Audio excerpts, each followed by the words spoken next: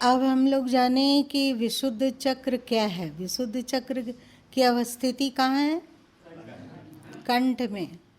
और विशुद्ध चक्र के चर्चा में ही हम लोग बहुत कुछ सुन लिए ना।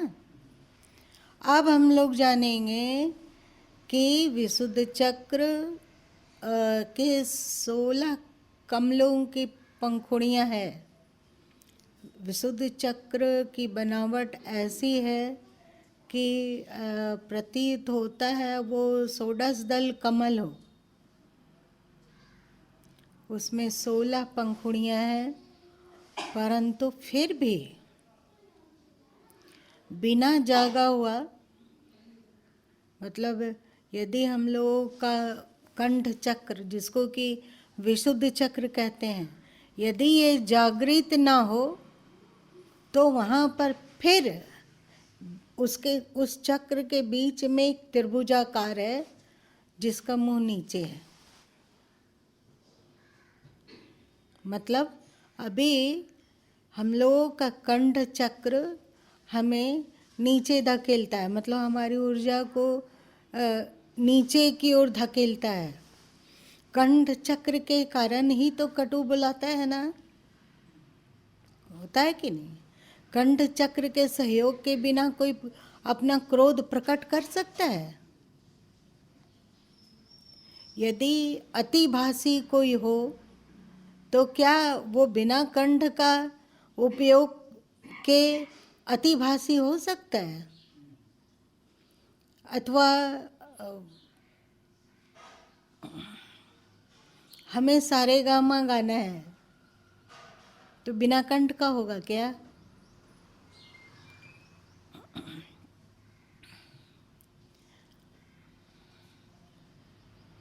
सदगुरु कबीर साहब तो बानी के ऊपर बहुत कुछ लिख गए, लिखे ना। नाती के भलो बोलनो और नाती के भलो चुप, नाती के भलो बरसनो, नाती के भलो धूप। ऐसा सदगुरु कबीर साहब के साखी ग्रंथ में है कि ना ज़्यादा बोलना अच्छा है, ना चुप रहना अच्छा है। जैसे ना अति धूप अच्छी है, ना अति वर्षा अच्छी है। सब कुछ परफेक्ट होना चाहिए, मतलब बैलेंस में रहना चाहिए। यदि आप कंठ चक्र को बैलेंस में करना सीख लें और आप कंठ चक्र को जागृत कर सकने में समर्थ हो जाएं, तो वो 6 पंखुड़ियाँ आपके जीवन में अमूलभूत परिवर्तन करेगा। कंठ चक्र वास्तव में बॉर्डर है। किस किस चीज का बॉर्डर है? आप लोग अनाहत चक्र में जाने कि वायु की प्रधानता है ना। और फिर भ्रिकुटी चक्र में जाना जाता है कि आकाश की प्रधानता है। जाना जाता है कि आँख के ऊपर आकाश तत्व प्रमुख रूप से है। तो ये कंठ चक्र, वायु चक्र और आकाश चक्र दोनों का मिलन बिंदु है। ठीक है, यहाँ पे वायु भी गुजर रहा है ना, और आकाश भी है, क्योंकि जो भी शब्द बोला जा रहा है वो वातावरण में बिखेर रहा है। यदि आकाश ना हो तो क्या हम जो बोल रहे हैं वो बाहर पसरेगा? ठीक से सोचो, आकाश ना हो तो,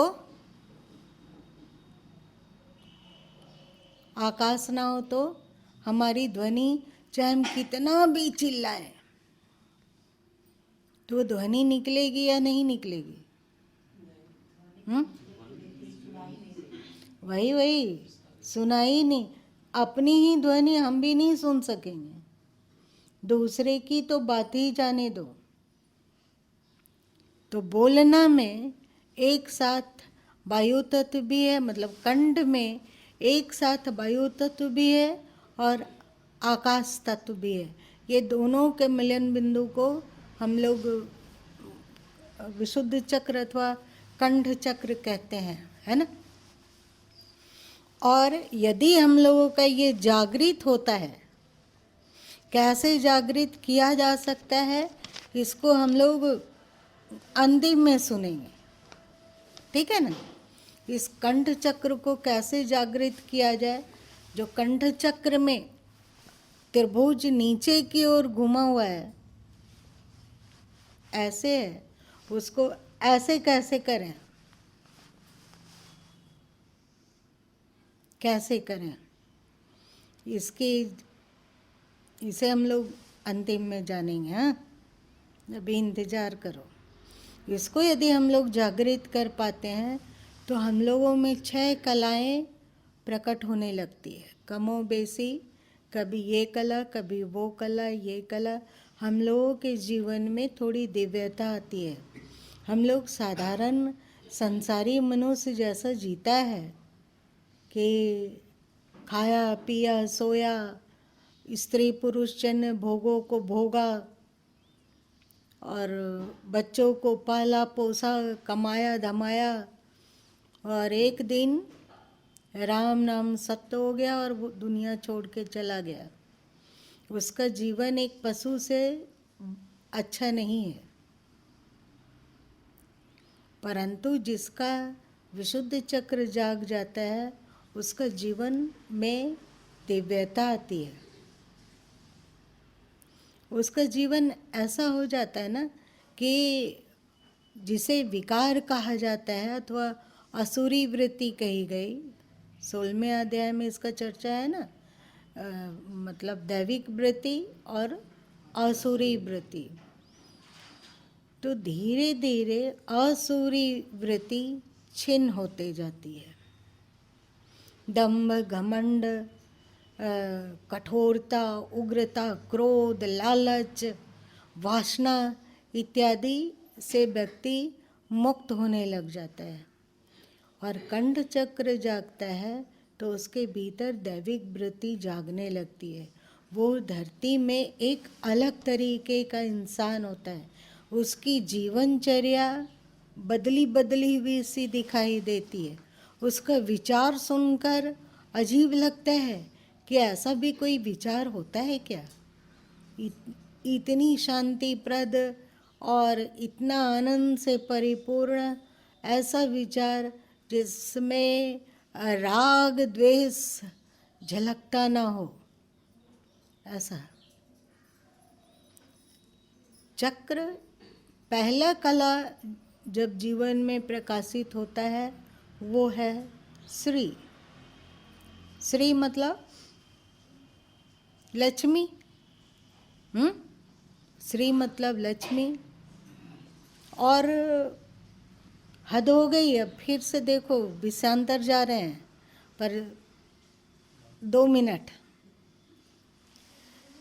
संसार में अनेकानेक धर्म हैं, है ना, उसकी गणना नहीं की जा सकती। परंतु स्त्री को जितना सम्मान आपका सनातन धर्म ने दिया, उतना सम्मान किसी अन्य धर्मों में नहीं है। हद तो तब हो गई कि हम लोग चाहे पुरुष हो चाहे कोई भी हो, वो अपने नाम के साथ श्री बोलते हैं। आप लोगों का कोई भी पुरुष वर्ग और स्त्री लोगों के साथ श्रीमती अथवा सुश्री, यही ना होता है। श्री मतलब लक्ष्मी, मतलब संपदा, मतलब स्त्री। है कोई ऐसा धर्म जहाँ पुरुषों के नाम पर भी पहले स्त्रीवाचक शब्द को जोड़कर बोला जाता हो? क्यों अमित, तुम तो पढ़ाकू मल है, बताओ। नहीं, ऐसा नहीं जोड़ा जाता है किसी से। कहीं पढ़ा है? नहीं, कहीं उन लोग अलग अलग जो जोड़ते हैं वो भी पुरुषवाचक ही होता है। पुरुषवाचक ही होते हैं। पर हिंदू पुरुषों का नाम श्री से होता है। श्री मतलब नारी, श्री मतलब लक्ष्मी। केवल मनुष्य ही नहीं, हिंदू धर्म में तुम लोग देवी देवता के आगे भी श्री विष्णु, श्री नारायण बोलते हो, श्री राम, श्री कृष्ण ऐसे ही बोलते हैं। वहाँ भी पहले सबको याद दिलाते हैं कि पहले नारी शक्ति है।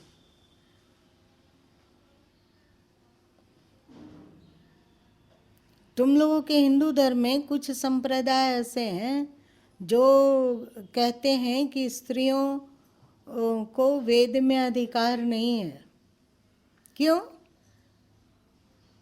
स्त्री है इसका मतलब क्या है? वे जो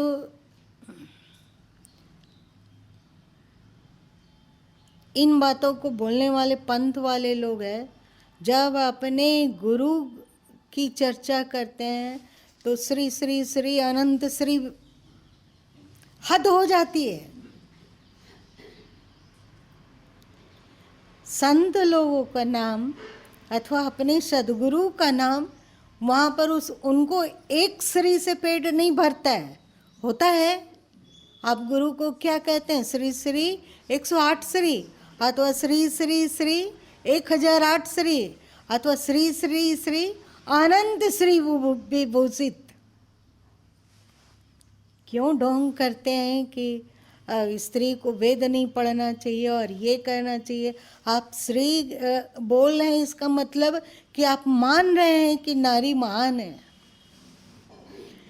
यदि गुरु माँ इस पर खुलकर बोलने लग जाए ना, तो सिद्ध करके बता सकते हैं कि नारी कैसे महान है। और जो लोग नारी की निंदा करते हैं, उन लोगों को समझ में आ सकती है कि नारी निंदनीय नहीं है, नारी का दुरुपयोग निंदनीय है, नारी की नासमझी निंदनीय है, पर उसकी भावना बहुत प्रेमिल होती है। अकेले पुरुष को बच्चा संभालना आसान है कि कठिन है? नवजात शिशु को आपको दे दिया जाए और कहा जाए कि हम पत्नी बोले कि हम जॉब करते हैं और मेरा विदेश जाना ज़रूरी होता है, प्लीज़ तुम इसको संभालना, हम 6 महीने में लौट के आते हैं। क्या हालत होगी आप लोग की? बहुत कठिन, दिमाग खराब लगने लगेगा। और स्त्री संभाल लेती है। इसलिए शास्त्र कहा कि पिता की तुलना में स्त्री को संतानों में कितना प्रतिशत ज़्यादा अधिकार है? 100 गुना ज़्यादा अधिकार है। संतानों पर माँ का पिता से 100 गुना ज़्यादा अधिकार है। देखो, जब राम जी को वनगमन हेतु फरमान मिल गया तो और राम जी भगवान कौशल्या से मिलने आए, उनके चरण को छुआ और बोला कि माँ मुझे विदा करो, मैं कुछ दिनों के लिए जा रहा हूँ। तो माँ बोली तुम कहाँ जा रहा है? तो राम जी बोले वन जा रहे हैं। तो कौशल्या बोली किसने कहा वन जाने को? तो राम जी बोले कि पिता का वचन था, 2 वरदान, लंबी चौड़ी कहानी है, वो सब आप लोग जानते हैं। पिता के वचन पूर्ति के लिए मैं जा रहा हूँ। तो कौशल्या बोली चुपचाप बैठो,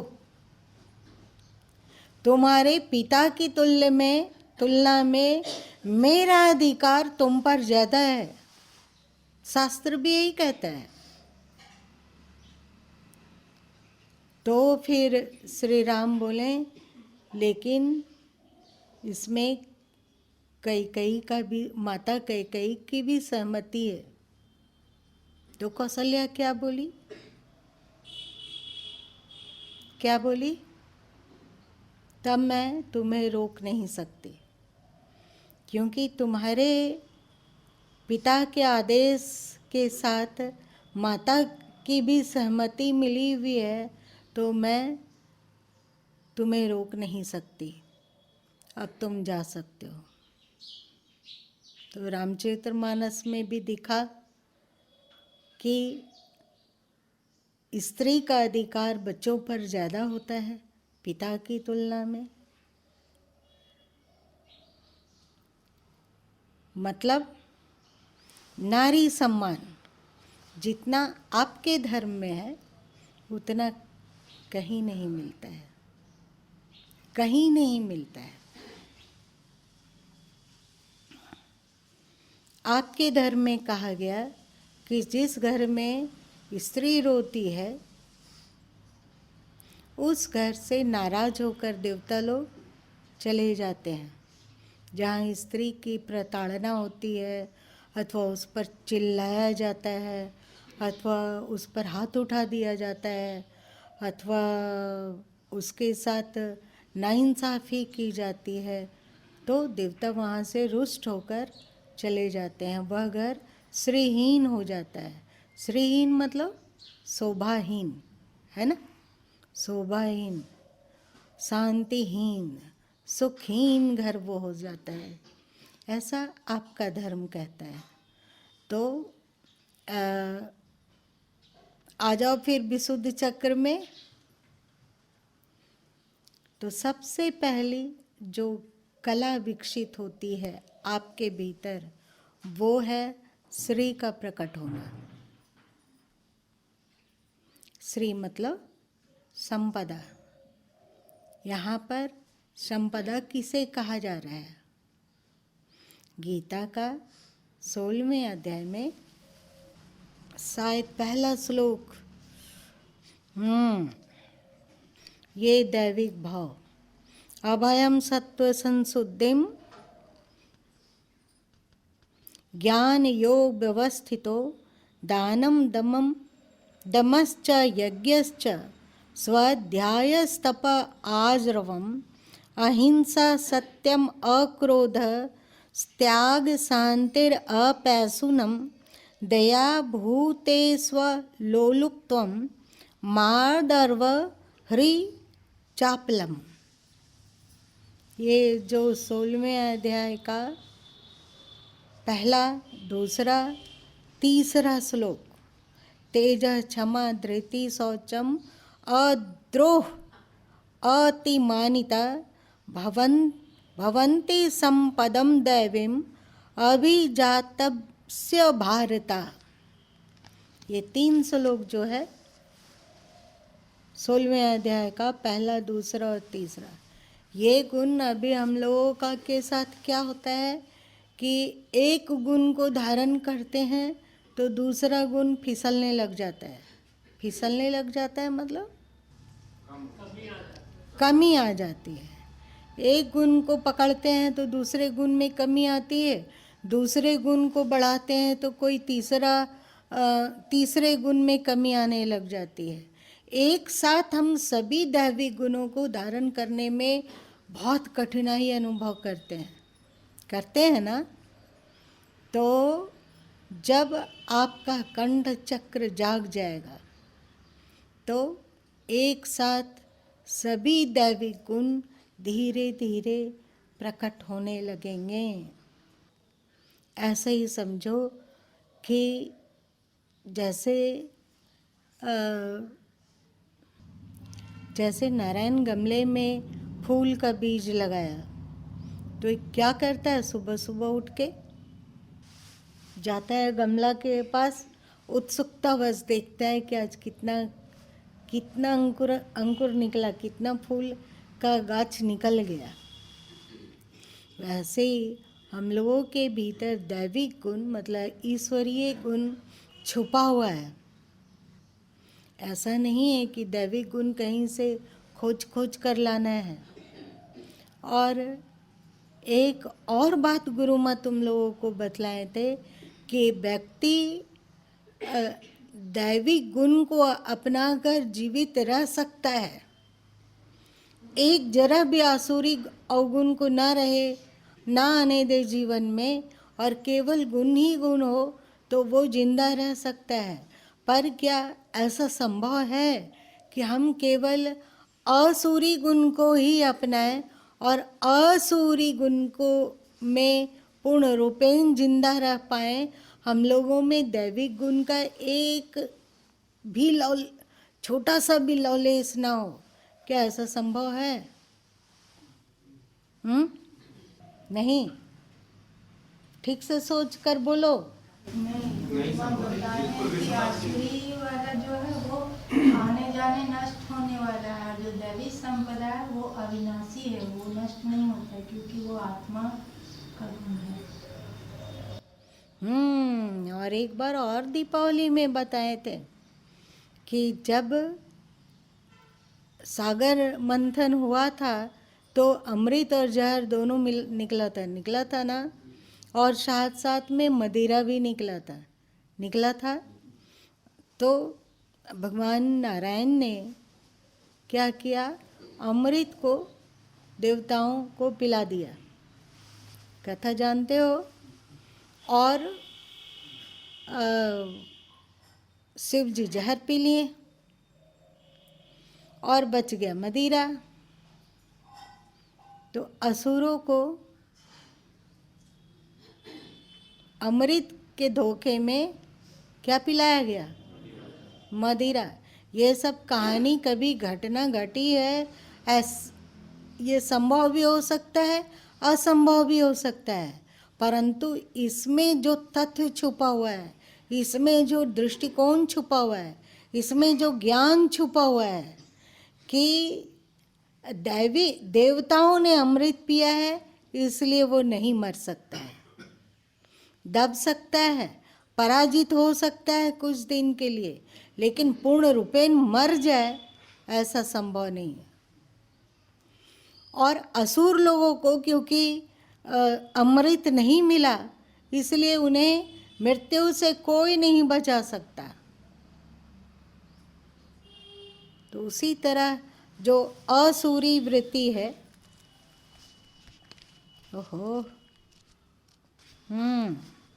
असुरी वृत्ति है, दंभो दर्पो अभिमानश्च क्रोधः पौरुष्यमेव च अज्ञानम जातस्य पार्था संपदाम असुरीम। ये सब जो है असुरी वृत्ति, दंभ मतलब हैं हम कुछ और दिखते कुछ और हैं, दूसरे को धोखा देना, दूसरे से कपट करना, दूसरे को छलना, और घमंडी होना। घमंड किसी भी चीज का तुम्हारे पास हो सकता है ना। मान लो किसी के पास धन नहीं है, तब उसमें उसके पास घमंड रह सकता है कि नहीं? रह सकता।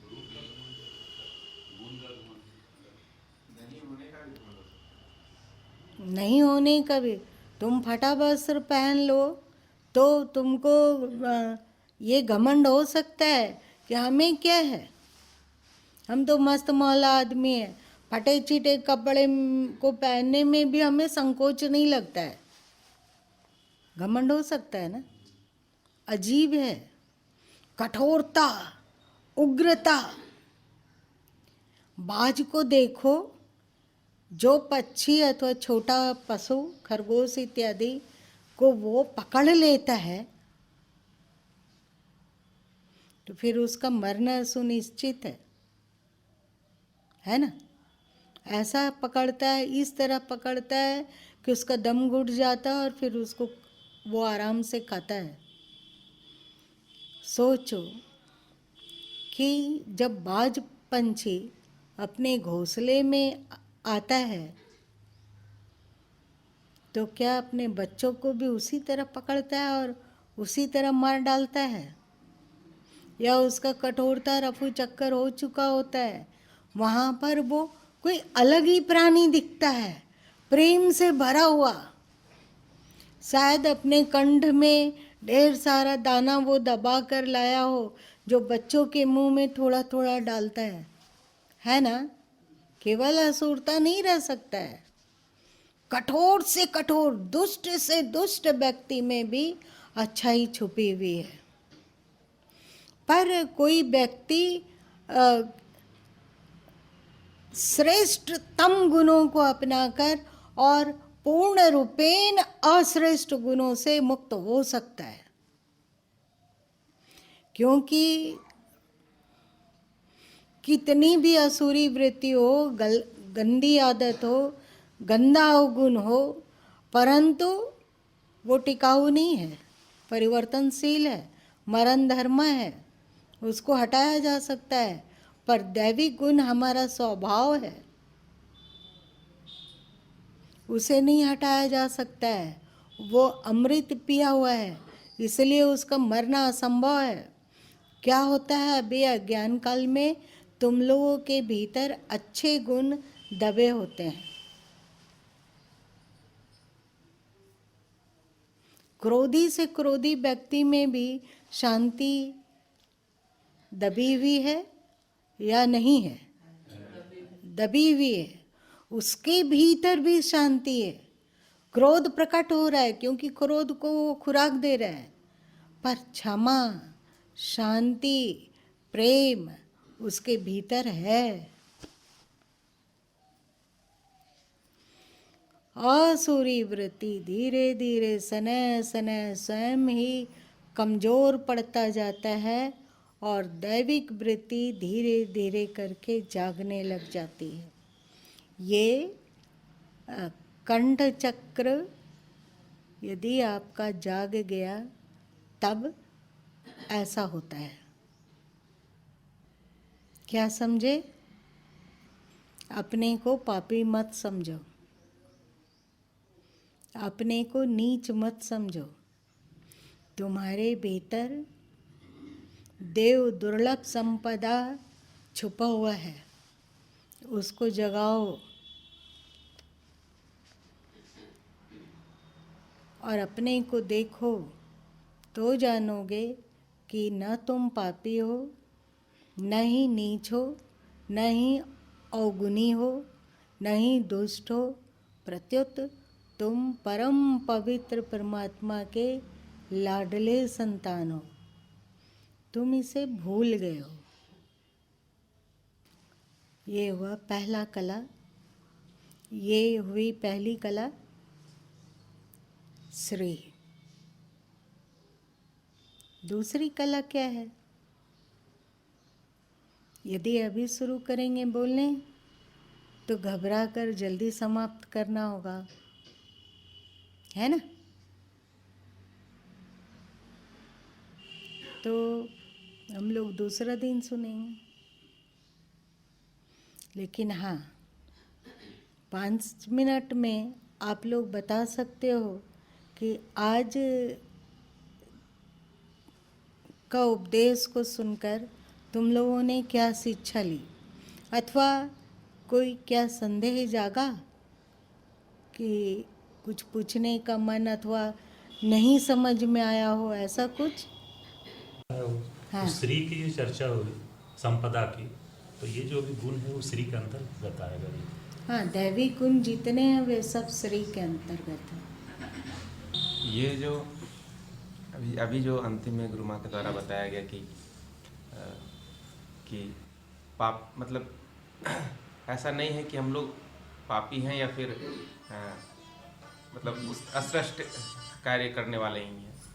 श्रेष्ठ गुण है हम लोगों में। और वो जो विकार जो गुरु माँ पहले भी पूर्व में उदाहरण के द्वारा बताया गया है कि जो जल की का स्वभाव होता है शीतलता, लेकिन अगर उस आग के संपर्क में आता है तो विकार उत्पन्न हो जाता है। इसके कारण वो गर्मी होता है, लेकिन फिर उससे हट करके वो शीतल हो जाता है। परंतु ऐसा होता है कि जो हम लोगों के दैनिक दिनचर्या में कभी इस तरह से अश्रेष्ठ कार्य बहुत सारे होते रहते हैं, और उस परिस्थिति में ये सोच पाना कि हम उस अश्रेष्ठता को नहीं करते, या हम अश्रेष्ठ नहीं हैं, या हम पापी नहीं हैं, ये बहुत कठिन प्रतीत होता है कि हम इस तरह का भाव ला पाए, क्योंकि वो हमारे दैनिक दिनचर्या में तो वो होता ही है। कभी कभी की बात है कि सत्संग में सुनने से कि नहीं, हमारी आत्मा जो है वो पूर्ण रूप से निर्विकार और चैतन्य है, वो शांत चित्त आनंद है, परंतु वो भाव नहीं रह पाता है, टिकता नहीं है। वो जो हम निरंतर कार्य करते रहते हैं उसमें श्रेष्ठ अश्रेष्ठ सभी तरह के कार्य होते हैं, और वो भाव भी आता है कि हम अश्रेष्ठ हैं, अछूत है। मतलब जी, किसी सत्संग वगैरह सुनते हुए भी इस तरह के अश्रेष्ठ कार्य होते हैं, और शायद उसको पाप कर्म भी कह सकते हैं कि ये पाप कर्म होते हैं। तो फिर उस परिस्थिति में लगता है कि वो तो भाव आता है कि हम पापी हैं, हम नीच हैं। जी। और किसी को आता है, और कोई लोग अश्रेष्ठ कार्य करता है, 12 बजाओ मत, चेहरा में जवाब दो। जानबूझ के नहीं किया जाता है, लेकिन कभी कभी भूलवश बेहोशी में अगर हो जाता है तो उस समय ये भाव तो नहीं आता है कि अश्रेष्ठ हैं, नीच हैं, पापी हैं, वैसा तो नहीं लगता है, लेकिन लगता है कि हम क्यों बार बार मूर्छित हो जाते हैं, तो ये चीज़ खलता है, पर ऐसा नहीं लगता है। होता है बहुत सारा ऐसा चीज़ बेहोशी में हो जाता है जो नहीं होना चाहिए है, किसी से कुछ बुला गए, कुछ ऐसा, लेकिन ये पापी हैं हम, ऐसा नहीं लगता है। ये विचार मन में नहीं है। ठीक है, गलती एक बार हुई, सुधारेंगे ना, ऐसा नहीं है कि नहीं होगी। लेकिन अमित बोला वो भी कीमती बात है। यदि हमें हमारे भीतर का दोष दिख जाए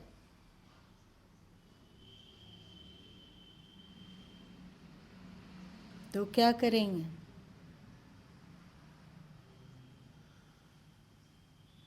क्या करेंगे अरुण जी? निकालने का प्रयास करेंगे सजग होके। दिख गया है जब जरूर उसको दूर करना ही चाहिए, कर लेंगे। लेकिन होता नहीं है ऐसा ना कि एक दिख गया, ठीक है, दिख गया, वो तो गलती दिख गई कि हाँ इस तरह का अश्रेष्ठ आचरण या अश्रेष्ठ कार्य हुआ, दिख भी गया, हम एक बार कोशिश भी किए, फिर से लेकिन वो अश्रेष्ठ कार्य हुआ, फिर से दिखा, और फिर से वो अश्रेष्ठ कार्य हुआ। तो जब बार बार वो अश्रेष्ठ कार्य हो रहा है हमसे, तो फिर इस परिस्थिति में कैसे हम अपने आप को मान लें कि हम हमारे द्वारा पाप नहीं हो रहा है, या हम पाप नहीं, क्योंकि वो तो निरंतर होता जा रहा है। इतने वर्षों से इतना उम्र गुजरा है, इसमें ऐसा तो कभी नहीं दिखा कि हमसे वो अश्रेष्ठ कार्य नहीं हुआ। कभी कुछ पल के लिए हम उसमें जरूर रोक लगा पाए, कुछ समय के लिए रोक लगा पाए। और ये बताओ कि दिन में, एक दिन में 24 घंटा है, आप बताओ कि तुम अश्रेष्ठ काम कितने घंटा तक करते हो? बारीक दृष्टि से देखा जाए माँ, तो फिर अगर बारीक दृष्टि से, जो बारीक दृष्टि मतलब कैसा कैसा अवगुण आएगा जिसमें कि सब कुछ आ जाएगा, राग द्वेष, देहाध्यास, सारे तो पाप कर्म ही हैं एक तरह से। जब तक हम शरीर में अटके हुए हैं, या शरीर को ही अपना मान रहे हैं, अपने मन को ही अपना मान रहे हैं, और सब कुछ इसी के अनुसार कर रहे हैं, तो सारा कार्य अश्रेष्ठ है। तो इस पर स्थिति से देखा जाए तब तो नहीं लगता है कि, लगता है 24 घंटा में 24 घंटा अश्रेष्ठ कार्य हो रहा है। कुछ पल जब सत्संग का समय, या कुछ पल जब कुछ वैसा चिंतन या अध्ययन किया जाता हो, तो उस समय हम अलग रख पाते हो खुद को। लेकिन अगर इसको हटा दिया जाए तो हर समय शरीर से और मन से, और जो भी मोटा मोटा अश्रेष्ठ कार्य की तो बात छोड़ दी जाए, वो तो कितना होता है, ये अगर इसको कहा जाए तो हो सकता है कि कम हो। लेकिन क्या तुम देह को मैं मानते हुए माँ के प्रति आदर रखता है? जी, रखता है कि नहीं रखता है? रखते हैं, रखता है। और गुरु माँ के प्रति आदर रखता है रखते हैं, कि नहीं? रखते हैं। रखते हो। अब तुम्हारा छोटा भाई है, तुम उसके प्रति प्रेम रखते हो? देह को मैं मानते हुए भी रखते हो। और बिजनेस में भी ऐसा ना हो कि तुम अच्छी क्वालिटी बताकर घटिया क्वालिटी पहुंचा देते हो, अथवा एसीसी सीमेंट के बोरा में लोकल सीमेंट भर कर बेच रहे हो। कर रहे हो क्या? नहीं कर रहे हो।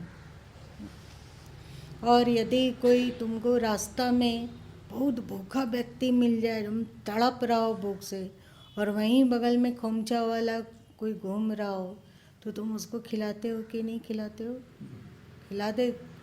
खिला दोगे। दिन भर कड़वा कड़वा ही बोलते हो कि कभी मीठा भी बोलते हो? ज़्यादातर मिठाई बोलते हैं, मतलब कभी कभी कड़वा बोलते हैं। यहाँ पर जो गुण का विकास है, दैवी गुण और आसुरी गुण, इसमें गुण हो चाहे दोष हो, सब मन का धर्म है। तो इस दृष्टि से तुम जो अशुभ कर्म कर रहे हो, वो भी देह को मैं मानने के कारण ही हो रहा है, और जो तुम में गुण की वृद्धि हो रही है कि तुमको सत्संग अच्छा लगता है, अथवा सत्संग में नहीं आते हो सकता है कभी कभी मन गड़बड़ हो जाता हो, तो आलस्य करते हो, तो ग्लानि भी होती है। बहुत अधिक सांसारिक बनते हो और संसार में डुबकी लगाते हो, तो मन में अफसोस भी होता है। अब बताओ, इस दृष्टि से ज़्यादा देर तक तुम अश्रेष्ठ कार्य ही करते हो कि श्रेष्ठ कार्य भी होता है उसमें? देह को ही मैं मानकर श्रेष्ठ भी हो रहा है और देह को ही मैं मानकर अश्रेष्ठ भी हो रहा है। अब बताओ। इस दृष्टि से देखा जाए तो श्रेष्ठ ज़्यादा होता है। इसी गुण के आत्मा में उपजता है।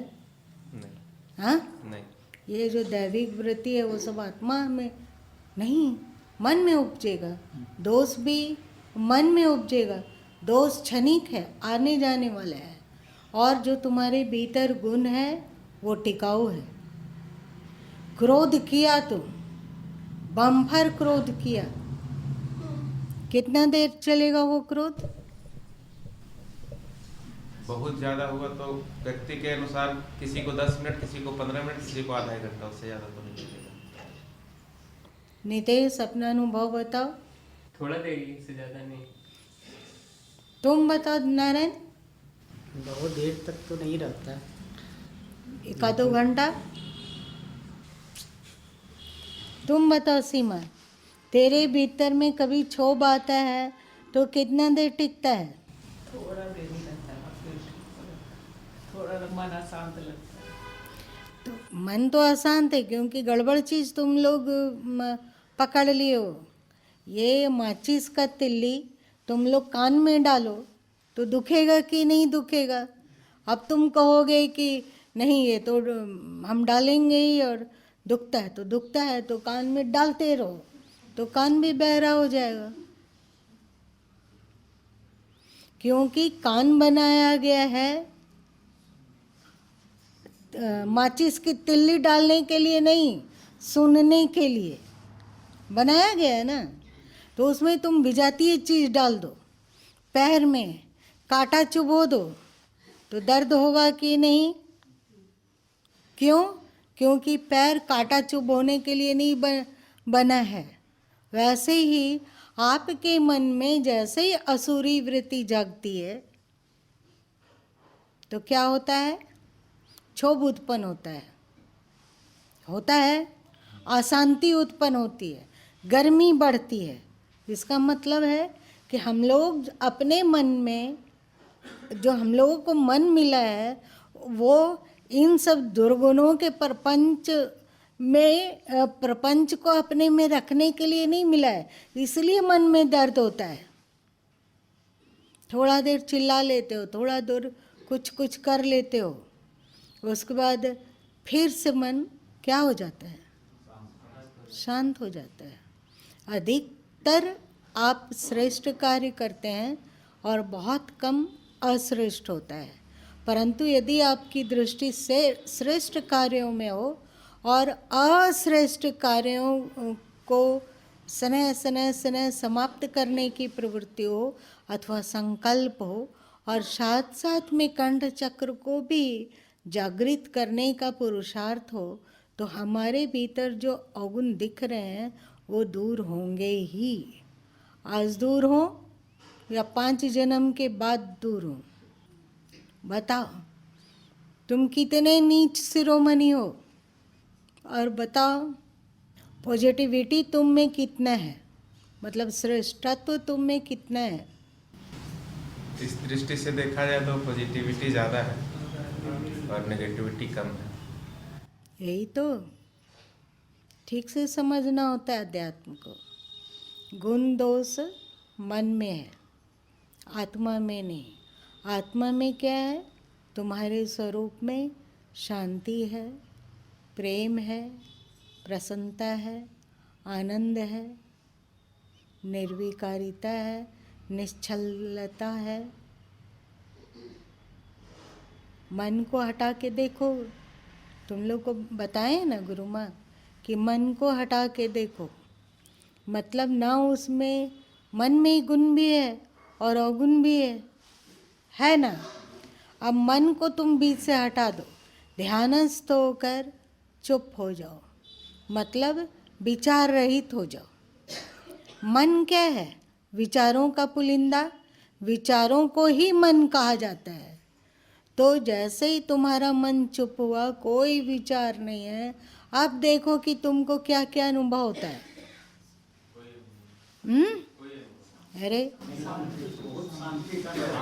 ये जो पॉजिटिविटी और नेगेटिविटी दोनों गायब हो जाएगा। लेकिन कुछ तो होता है, कुछ तो अनुभव होता है। वो क्या है? निर्विकारिता है। सुख की अनुभूति होती है, वो तुम्हारा स्वरूप है। मन से ऊपर उठने पर जो बचता है वही शाश्वत है, और उसी की खोज हम लोगों को है। लेकिन जब मन में आते हैं तो इसमें दोनों चीज़ें, गुण भी और अवगुण भी। आपको क्या करना है कि गुण को बढ़ाना है और अवगुण को मिटा देना है। पूर्ण रूपेण अवगुण को मिटाया जा सकता है। पुरुषार्थ की आवश्यकता है, डरने की कोई ज़रूरत नहीं है। हम सबके भीतर पवित्र परमात्मा का पवित्र अंश, पवित्र आत्मा का निवास होता है ना। इस ओर दृष्टि डालो और हिम्मत रखो कि थोड़ा बहुत जो अश्रेष्ठता दिख रहा है उसको हम धीरे धीरे दूर करेंगे। और कंठ चक्र के ध्यान के द्वारा सहज ही दैविक गुणों का विकास करेंगे। दैविक गुणों का विकास, दैविक गुणों का विस्तार, और फिर देखना जिंदगी जीने में कैसा मज़ा है कि सजा है। जिंदगी एक मज़ा है या सजा है? क्या जिंदगी के मज़े को इंद्रियों का जब विषयों से संयोग होगा तो ही मज़ा मिल सकता है, कि अंदर मज़ा ही मज़ा है? मज़ा ही मज़ा है।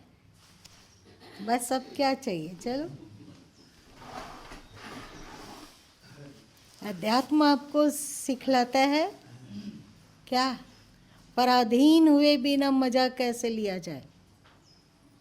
अभी हम लोग मज़ा जानते हैं, स्त्री पुरुष के संसर्ग से मज़ा जानते हैं। अभी जानते हैं कि पिक्चर थिएटर इत्यादि आँखों से देखे तो मज़ा जानते हैं। अभी हम लोग दोस्तों के साथ पिकनिक जाते हैं और हाय करते हैं तो मज़ा जानते हैं ना। अथवा टेस्टी चीज़ खाते हैं तब मज़ा का अनुभव होता है, और नम्र बिछावन पर सोते हैं तब मज़ा का अनुभव होता है। और इसी तरह इंद्रियों के अधीन है हम लोगों का मज़ा, है ना। और तुम लोग बताओ कि परवस्था दुख देने वाली होती है या सुख देती है? अभी तुम लोग परवश हो, अभी तुमको पता ही नहीं है कि स्ववश होकर भी मजा लिया जा सकता है, जहाँ इंद्रियों की आवश्यकता नहीं है और इंद्रियां भोगों की भी आवश्यकता नहीं है। उस मजा का आनंद और रसास्वादन आपको अध्यात्म सिखाता है। केवल पूजा पाठ और ये मंदिर मस्जिद आजान और मंत्र जाप ये अध्यात्म नहीं है। अध्यात्म का ये एकदम पहली सीढ़ी है, का है। उस मजा को जगाओ और बस हंसते मुस्कुराते हुए जिंदगी गुजारिए। हिम्मत ना हारिए, बोल, हिम्मत ना हारिए। जोर से बोलो ना, इतना मरे मरे से आवाज में क्यों बोल रहे हो? जोर से बोलो तो।